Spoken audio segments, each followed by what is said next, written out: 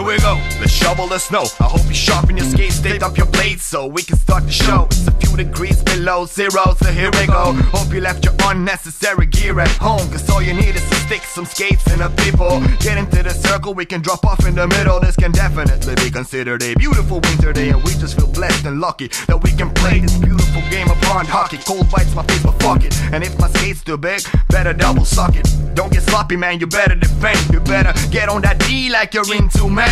We forecheck like with pit bull terriers, taking advantage of their poor puck carriers. Hit a teammate on the tape with a saucer. He shoots, scores, and lowers the morale for their whole roster. Let's get another one, that's the mentality. A goal always charges up your batteries. If my trash talk gets you mad at me, that's it, man. You and your team will be battling quicksand.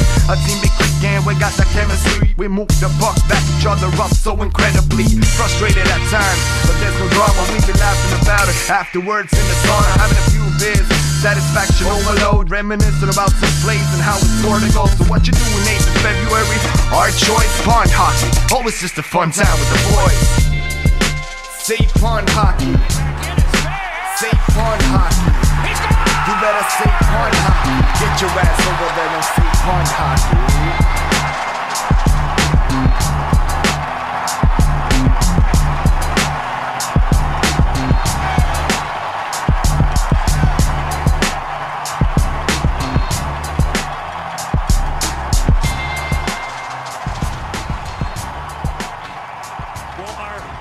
Radio Helsingin aamussa siinä Pipolätkä Anthemia.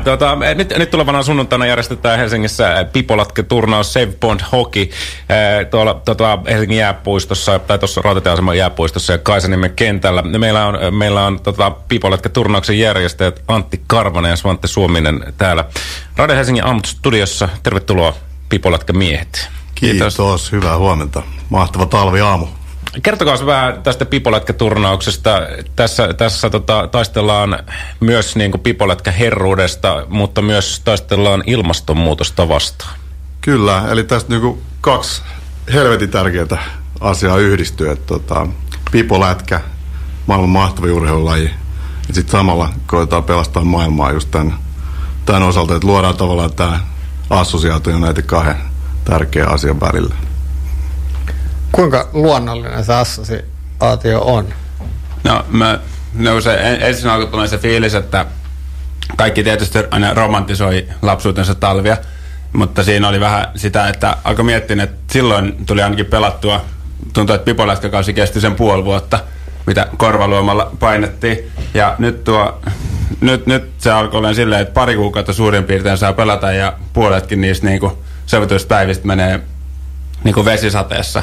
Sitten ruvettiin tutkimaan vähän asiaa, niin toi Kaisaniemessä esimerkiksi tuossa missä mekin pelataan meidän alkusarjat, niin siellä on ilmastoa, tai siellä on lämpötiloja otettu ylös niin kuin yli 100 vuotta, niin keskilämpötila on laskenut sen 1,4 astetta, ja se tuntuu tosi pieneltä, ja se vaikutusta ei niin kuin uskoskaan, mutta ilmasto on sen verran herkkä kuitenkin, että 1,4 astettakin oikeasti vaikuttaa konkreettisesti. Ja mun mielestä tämä on ehkä se konkreettisen asia, mitä mä oon ainakin huomannut sen tekevän. Mites millainen happeningi tuossa, kuinka paljon siellä on osallistujia ja pääseekö sinne vielä mukaan, jos tässä nyt haastattelu aikana herää? Eli 16 joukkuetta on ilmoittautunut jo mukaan, ja se on nyt valitettavasti maksimi, mitä voidaan sinne napata, että valitettavasti muutamat jengit nyt sitten jäi jonoon, mutta koetaan nyt ensi vuonna sitten keksiä lisää hauskuutta. Mutta siis yleisöksi ehdottomasti messiin. Alkusarjat alkaa tuossa niinku 11 aikaa Kaisaniemen kentällä. Ja sitten ratkaisupelit on sitten tosiaan täällä jääpuiston puolella. Ja sen lisäksi tuossa järkätään tunnin mittainen tällainen Open Eyes, jolloin pääsee niinku itsekin opastettuna vähän testailemaan, että millaista se pipolätkäpläikiminen nyt sitten oikein on. Et tervetuloa vaan kaikki messiin. Sitten lisäksi on vielä niinku ennakkokekkerit tuossa Sports Bar Casinossa lauantai-iltana, että sieltä voi tulla hakea jo vinkkejä ja tutustua vähän näihin huippupipolätkäilijöihin, jotka nyt tänne on ilmoittautunut ympäri maailmaa mukaan. Ja voi haastaa ne pöytälätkässä. mikä on toinen kuningaslaji. Avataan vähän pipolätkää kuulijoille, jos joku ei ole ollut elossa ennen ilmastonmuutosta. Mitkä on pipolätkäsäännöt? No aloitetaan vaikka varusteesta, että meillä on tässä itse asiassa teille nyt varusteet siitä. Hoki, pipo päähän. Eli pipo päähän, maila käteen, luistimet jalkaa ja jäälle. Se on niin kaikessa yksinkertaisuudessaan, mitä tarvitaan. Sitten mä haluan kertoa vaikka säännöstä. Joo, säännöt sen verran, että yleensä maalit on joko tulee kasseista tai kengistä tai mistä vaan sattuukin tulemaan. Sassa kassit. Siinä se kiekko usein tulee. Mutta tää turnauksessa meillä on niinku, me koitettiin vähän viedä tätä vähän enemmän pro-tasolla ja meillä on niinku puusta tehdyt maalit, jotka on, olisiko ne 10 senttiä korkeita. Ja säännöllisesti sen verran, että sitten tulee jotain ikuinen sääntö, että miten saa maalin tehdä. Että siinä on vähän koulukuntaeroja, mutta me ollaan päädytty tämmöiseen suoraan syötöstä sääntöön. Tässä meidän turnauksessa tulee ainakin yleisölle viihdyttävämpää kiekkoa sillä tapaa. Kyllä. Jenkeissä pelataan yleensä sellaisilla maaleilla, jos on 2 sellaista pientä lokeroa, mihin saa niinku kuljettaa sen kiekon. Mutta me ollaan nyt havaittu tuossa meidän omissa maanantai-illoissa Käpylässä, että kaikista parhaat pelit saa sillä, että on tää suoraan syötöstä sääntö, niin kaikki kynämiehetkin joutuu sitten passailemaan ja tulee paljon parempaa peliä kyllä siitä, että kiekko liikkuu eikä vaan yksilöt loista. Ketä tässä on mukana? Onko tässä jääkiekkoliitto? Ei ole. Perustettiin Pipolätkäliitto. Okay. Se on meidän ihan ikioma. Homma lähti liikkeelle tuosta meidän omasta Pipolätkäseurasta, eli Käpylä maanantaista. Käydään joka maanantai-ilta Käpylässä pelaamassa silloin, kun on jäätä. Ja siitä mietittiin, että on niin helkkari siistiä, että levitetään vähän ilosanomaa. Ja perustettiin nyt niinku tämän tapahtuman tiimoilta sitten niinku Bond Hockey ry, joka on tässä nyt niinku järjestävänä tahona. Kaikki toi turnauksen tuotto lahjoitetaan sitten hyvän tekeväisyyteen ja ilmastonmuutoksen vastaiseen taisteluun. Eli käytännössä siis oma Pipolätkäliitto. Ketäs tässä on yhteistyökumppaneina? Meillä on Helsingin kaupunkiliikuntaviraston kautta ollut mukana ja sitten sponsoreina on lähtenyt mukaan. Meillä on yli 10 eri yritystä, ketkä on lähtenyt ja Sports Bar Casino yhtenä isompana sillä, että meillä otetaan niisten kanssa niinku tämä ennakkotapahtuma silloin lauantaina ja palkintojen kautta muitakin. Mutta ihan just mahtavaa, että on niinku erilaisia yhteistyökumppaneita messissä, että on niinku sähköautoja vuokraava ekorentti ja sitten on isomman maailman Gatoradea ja Harjun makkaratehdasta ja varustelekaa ja palkintotukkua ja ihan loistava, miten paljon ollaan saatu innostettua eri kokoisia toimijoita. Ja siellä on tosiaan toi Harjun makkaratehtaan makkaroita myynnissä, mistä tuotto menee samaan pottiin ja sitten myös ravintolapäivästä tuttu hot doge tulee paikalle. Radio Helsingin aamussa kello 10, yli 10 meillä on Antti Karvanen ja Svante Suominen Pipolätkä-turnauksesta. Save Bond Hockey Pipolätkä-turnaus, joka järjestää sitten nyt tulevana sunnuntaina Kaisaniemen kentällä ja tuossa jääpuistossa Rautatieasemalla. Mitkä on äijät sellaisia legendaarisimpia Pipolätkä-mestoja, mistä omat muistot tulevat tai missä olette käynyt vääntämässä? Kyllä tavallaan niinku itsellä tulee toi Karjaan kaukalo, jossa tuli niinku pikkupoikana pelattu. Et niinku lähimmät jäähallit oli sen verran kaukana, että vaikka niissäkin tuli nyt suhailtua sitten, kiitos vaan äitille ja isälle, että jaksoitte ajella edes takas, mutta kyllä sieltä Karjaan kaukalosta löytyy. Siellä vähän vähemmän oli pelaajia, mutta hyvä meininki siitä huolimatta.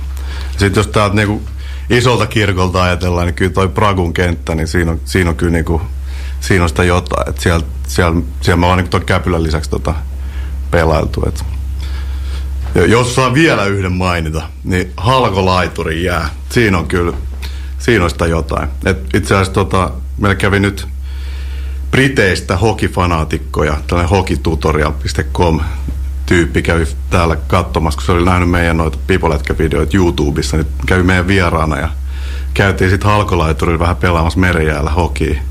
Ne oli kyllä ne oli niin äimänkäkkeellä, että miten tämä on mahdollista, että tämä on ihan käsittämätöntä. Siis tänä talven kävitte? Ei siellä tänä talven vielä ole? Edellisenä talvena kävi täällä ja nyt itse asiassa oli uudestaan meidän vieraana just tuossa viime viikonloppuna. Ja valitettavasti nyt ei päästy just merenjäälle, mutta käytiin sitten niinku Ogelissa ja Käpylässä ja Pragulla. Hyvä meininki kuitenkin. Lätkä on mahtava harrastus. Tuntuu, että viime aikoina on pompannut paljon tällaisia uusia seuraajia, paljon harrastajia, jotka nuorempana pelannut on palannut lajin ääreen, jotka ei välttämättä koko ikänsä siellä penkkiä kuluttanut.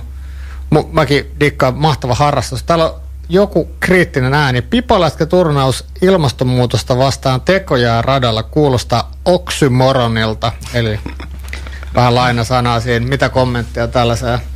No, Kaisaniemen kenttä hän on luonnonjää. Että me nyt toivotaan kaikki sormet rististä, että olisi tuo sunnuntaina pakkasta. Ja siellä ei ole putkia alla.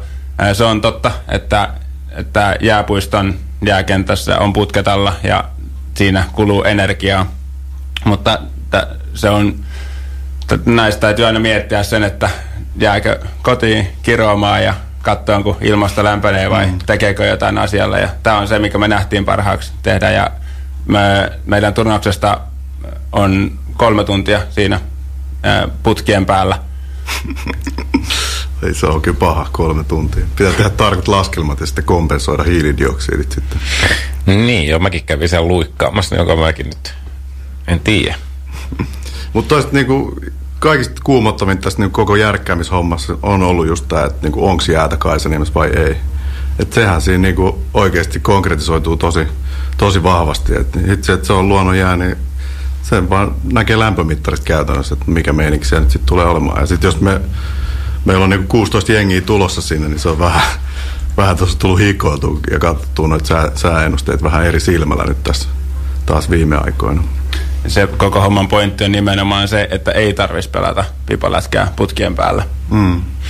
Ilmatieteen laitoksen sen ennusteet, 5 vuorokauden ennuste Kaisaniemeen kertoo ihan hyvää. Eli tänään tällaista pikkupakkasta, huomenna vähän lunta ja pikkupakkasta. Saattaa päivälämpötila 2, mutta sitten sunnuntaiksi luvassa -4 ja -2. Että kyllä sieltä taitaa olla hyvät meiningit. Saattaa vähän snögää tulla päivällä taloon, mutta kola hommia. Just näin. Sekin on osa tätä hienoa lajia.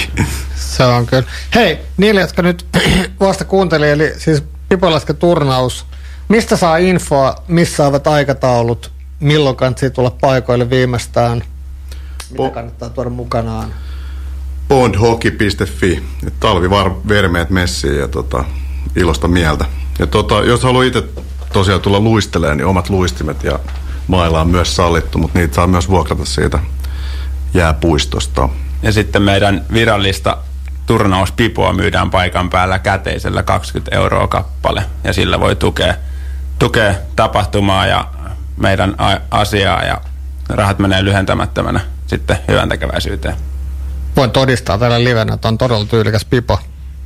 Tämä on mahtavaa, että lätkäjätkät tekee jotain tiedostavaa, eikä vaan mene missien kanssa naimisiin ja hummaa onneloissa, mikä toisaalta myöskin on todella hienoa ja tärkeää, mutta tämä on mahtava juttu. Kaikki vaan saitille tsekkaamaan ja paikan päälle kannustamaan. Jääkiekko ei tarvitse olla KHL tai Lyga-tasoa, että kiinnostaa. Kyllä se on aina jännittävä, vauhdikas peli. Paikalle vaan kaikki, sanon minä. Kiitos vierailusta ja lykkyä turnaukseen. Kiitos. Kiitos paljon.